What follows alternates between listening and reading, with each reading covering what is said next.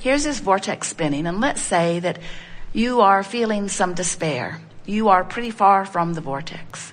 So even though circumstances and events for all of the things that you've been asking for have already been arranged, you can't see them. Your cell phone's out of range. The message has been given. The clues are there. The path has been carved. It's all ready for you. But you're out of range because you're an ornery toad. And you say, with good reason, this happened, and this happened, and this happened, and this happened, and this happened, and this happened. And we say, we didn't say that you're not justified in your negative emotion, but we will never say that your negative emotion, no matter what its reason, is justified. In other words, you're justified in the sense that you didn't make it up.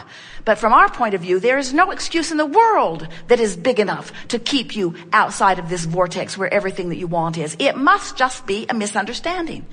We do not think that you would deliberately hold yourself away from who you are, from all you are, and from all you want. You must just be doing it because you don't know any better. Or because you've got habits of thought that are a little hard to break.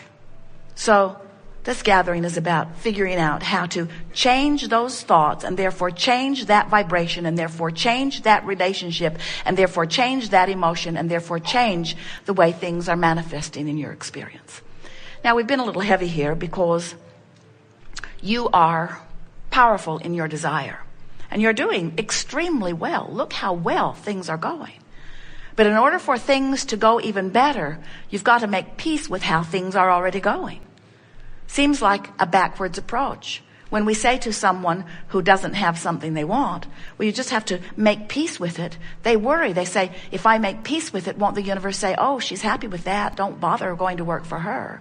We say, it doesn't work like that at all. When you make peace with it, you stop resistance. When you let go of the struggle, you soften resistance. Anything that makes you feel better allows you to be swept into the vortex more easily. Well, now you know everything we know that matters. There is nothing more that we could tell you that is of importance. Now you just have to practice getting in the vortex. Esther has been in and out of the vortex, more in than out, almost all of her life. And recently figured out how to get in there on purpose. And as she began to stay in there more consistently, in other words, in, out, in, out, in, out, in, out, in, out, in, she began announcing to Jerry, I'm never coming out. I'm never coming out. Because just the elation of life, the way she felt, the clarity of her mind, her response to the world, the way the world looked, the way the world was responding to her. Why would anybody ever want to be out of the vortex? And then something happened, out she was. She was really irritated about being out. But then she remembered how easy it was to get back in. She developed this sort of regimen where she would lay in her bed every night before she would go to sleep and make lists in her mind of things that she appreciated. And in the morning when she would awaken, she would lie there and find those things again.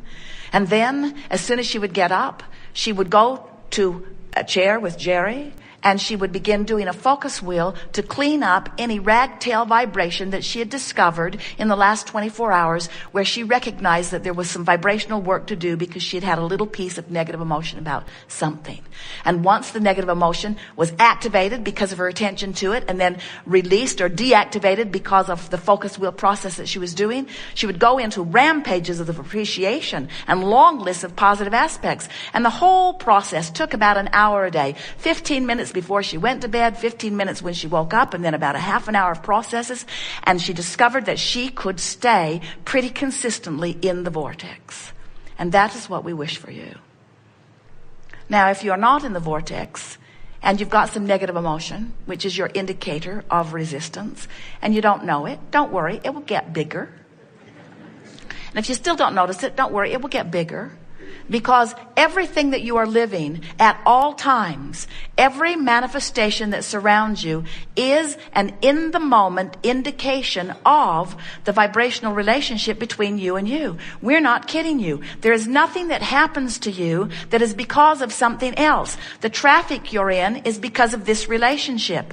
The way the waiter treats you is because of this vibrational relationship. The way the economy treats you is because of this relationship.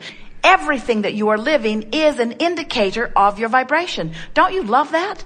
Don't you love knowing that if your body has some symptom or some diagnosis has been assigned, All it is an indicator of your vibrational relationship between who you've become and who you're letting yourself be. That's all that it is.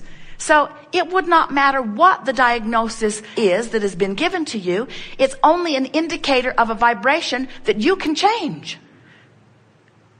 So during this gathering, we want to show you how, regardless of what the reality is, you can change the vibration. And when you change the vibration, the reality has to change. You are invincible. There is nothing that you cannot be or do or have. You just got to know the rules of the game. You got to understand law of attraction. You've got to know what your emotions are telling you, and you got to want to get in the vortex.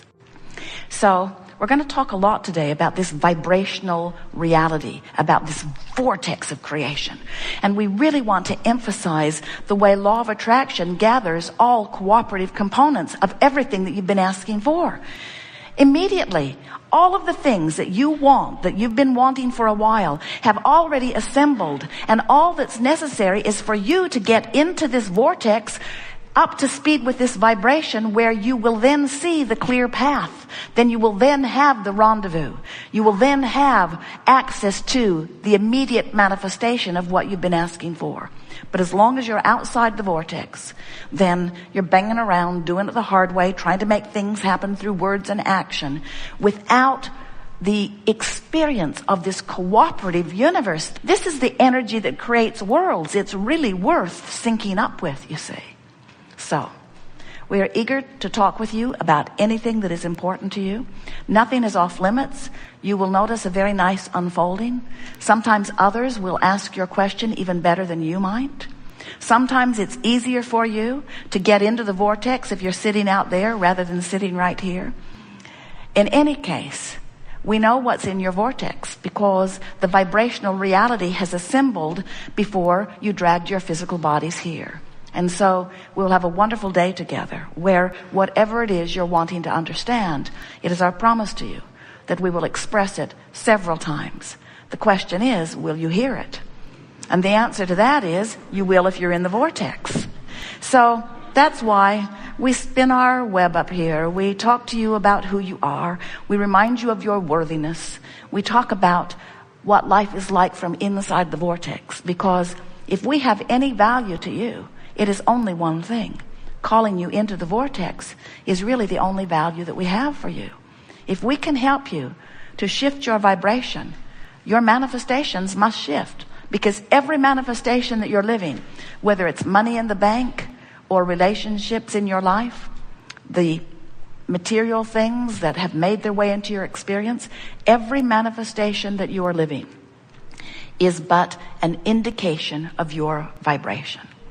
And when you take a little time, and it really only takes a little time, you'll see as we move forward here today, when you take a little time to move your vibration just a little bit, to feel just a little better, to shift your expectation just a little bit, when you shift your vibration, everything in the universe responds differently to you, because now you have a different point of attraction.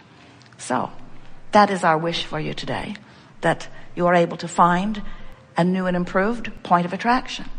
Not because yours is lacking in some way, but because it is the eternal quest of all that is to reach for the new vantage point and line up with it. It is the promise of eternity.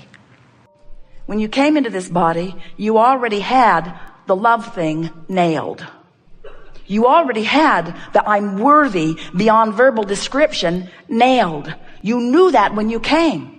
But you came to have more exposure to more life in order to evolve into yet more and more and more and more and more. And you've been doing it, every one of you, and your emotions let you know this one very important thing, how well you are keeping up with you or how not well you are keeping up with you. So your emotions are so important. They are your guidance system. When you get here, a lot of others around you who have forgotten that, it's easy for them to remember it when they hear it, though. The resonance within them tells them that. But they've temporarily forgotten, and so they're looking at you And when you're behaving by their standards in the appropriate way, which usually means you had to be born in their vicinity and only hear the things that they were talking about, because if you get out into the world, you get confused right away, because there are a whole lot of people living a whole lot of things in a whole lot of different ways. But so here you are, you're born, and they're looking at you. And if you're keeping the rules that they've set up for you, then they feel appreciation or approval of you, depending upon what's going on with them. But if you behave, they will like you. But if you misbehave, then they won't. And since their liking you seems to be important,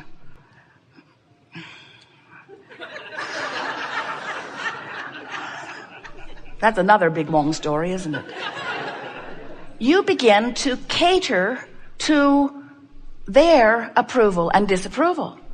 So without meaning to, you've given up this eternal, do you know how long this guidance system has been in place for you? You give up this eternal association with what you call God, and you turn it over to someone who's having a bad day.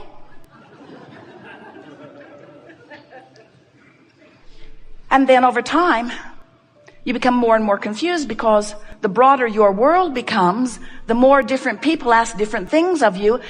You ever had a mother that wanted you in by 10 and a girlfriend that never wanted you to go home? Which one do you please? And that story gets bigger, doesn't it?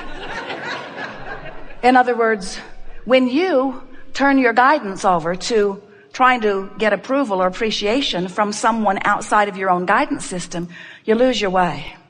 And then outside of this vortex, things are harder. Because when you are outside the vortex of creation, you don't have the benefit of the cooperative universe. You don't have the natural flow of things working for you. So you work harder. It takes more effort. In your confusion, you can't get it right. In your confusion, you can hardly figure out how to get your body moving. In your confusion, you keep bumping up against harder and harder things.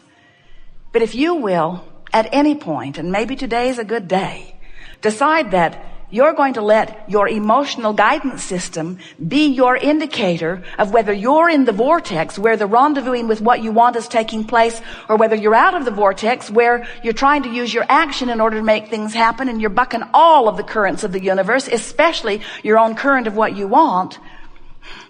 When you make this vortex really, really important, and you decide that nothing is more important than that I feel good. Because when I feel good, when I'm full of love, I'm in there with all that I am.